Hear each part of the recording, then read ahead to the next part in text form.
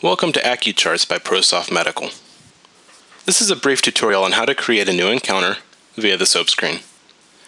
There are two ways to create a new patient encounter: Encounter and the SOAP screen, which is a modified encounter form that displays all data on a single screen from top to bottom.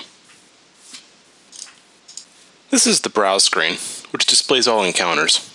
The first tab displays encounters by date, the second by patient ID, and the last we'll focus on is Open Encounters, which shows all that are not completed.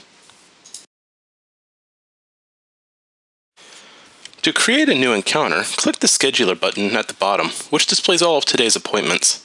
Highlight the patient, click Add Encounter, and the event will be created. Now click OK and Close, and you'll be returned to the Browse screen, where the newly created encounter will be displayed. In order to build the encounter, double-click the entry, or highlight the entry and press Change. This will display the SOAP screen. A complete encounter includes 6 primary segments, which are Complaints, Vitals, Diagnosis, Review of System, Exams, and Recommendations. The remainder of this tutorial will cover each of these segments.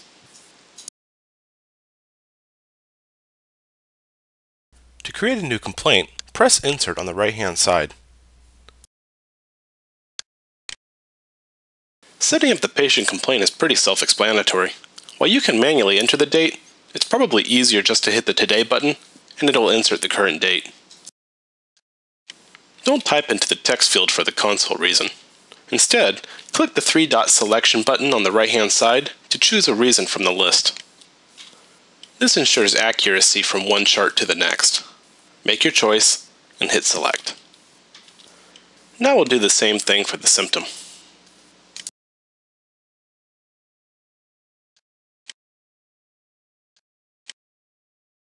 And now for the duration as well.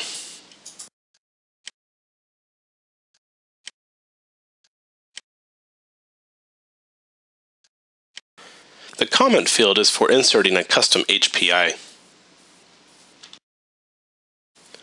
Additional information is located under the second tab at the top. The more information keyed into the system, the higher your procedure evaluation will be.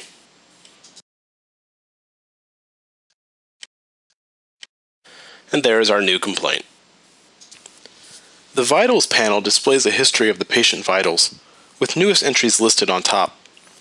To add a new entry, click the Insert button on the right-hand side.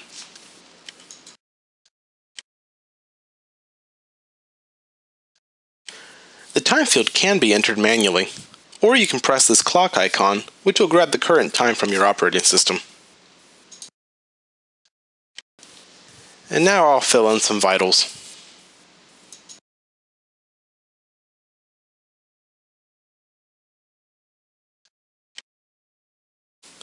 A box with 3 dots inside of it represents a lookup button.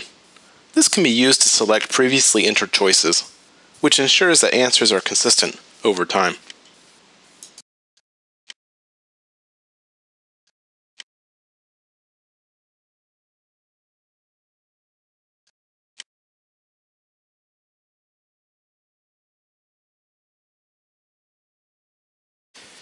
To recalculate the body mass at any time, press the button with the red C on it. Now we will press OK, and you'll see that the new patient vitals have been inserted into the system and are at the top of the list.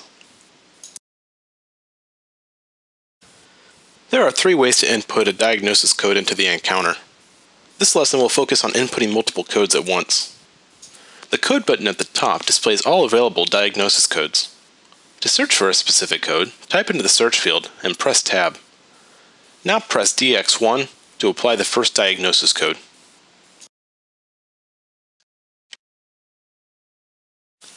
Let's go ahead and add another random diagnosis code, and then hit DX2. And let's just say that this is the wrong code and we'd like to go back and change it. We can go and hit the red minus sign, select another diagnosis code, and then press DX2.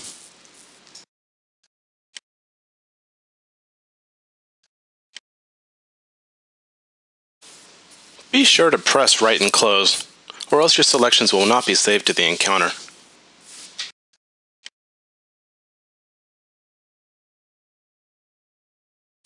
And here you can see your changes reflected in the diagnosis field.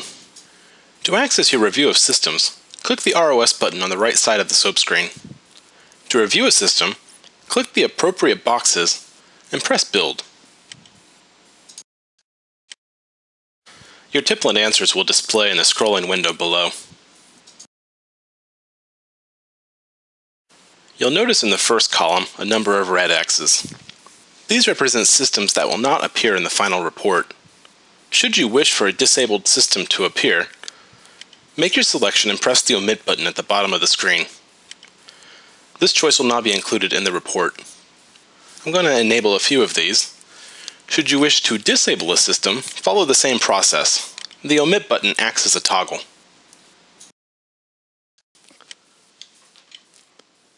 In the second column, there are two values.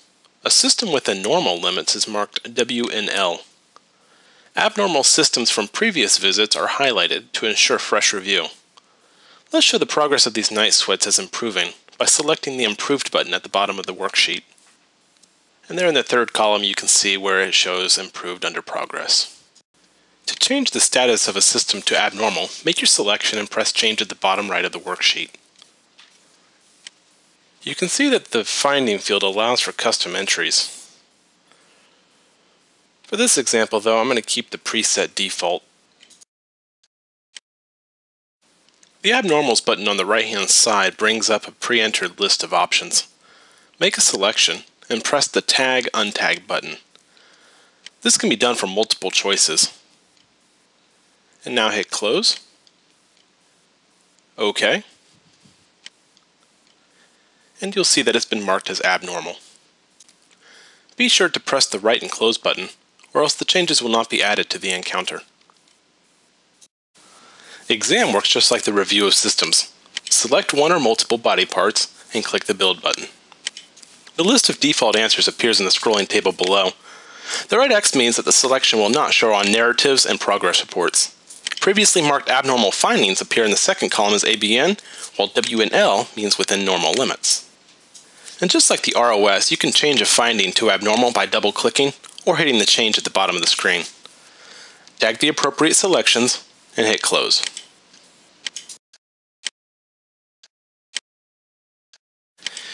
And now you can see our finding is abnormal.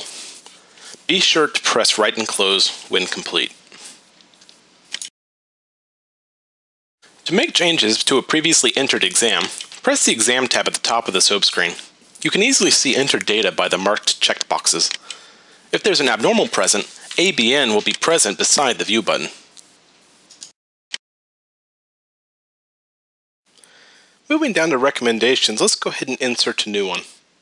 We'll press Insert, and we'll make our first selection for the type of recommendation we're going to make. Now there's two ways to do this. One, you can select it from the drop-down menu, which does have more options, or you can use one of the quick tabs up to the right-hand side. Then we'll make our choice as to what our actual recommendation will be, and then we'll hit Select. Now we're going to choose our diagnosis, and again press Select. And now we're going to enter our due date, which is the last required field. There's two ways of doing this. The first is using the pop-up calendar, or you can use the hotkeys to the right-hand side. T represents today, D represents one day, which you can hit multiple times to add one day for each time you click. W represents week, M represents month, and Y represents year. And I'm going to create another quick recommendation. This time, instead of pressing the box with the three dots under Recommendation, I'm going to type in the field and press Tab. This small shortcut will allow you to keep both hands on the keyboard, thus saving you time.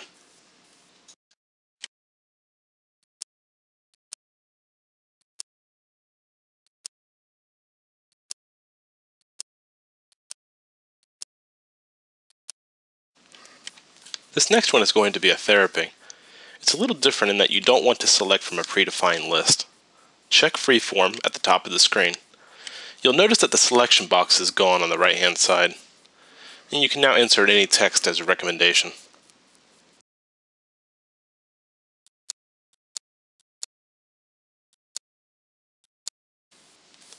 The comment field can be used to enter any extra information. You can see that comments for the selected recommendation are displayed on the right-hand side, whereas the recommendation above does not have a comment. I'll now add a comment by pressing Change and inserting text. And now you can see the comment there. We're going to do one more recommendation, this one being a consultation with another doctor. As before, select Consultation, and then select the referred doctor. You can then print a referral letter by clicking the referral button on the right side of the SOAP screen. Under Comments, describe the reasons for the consult.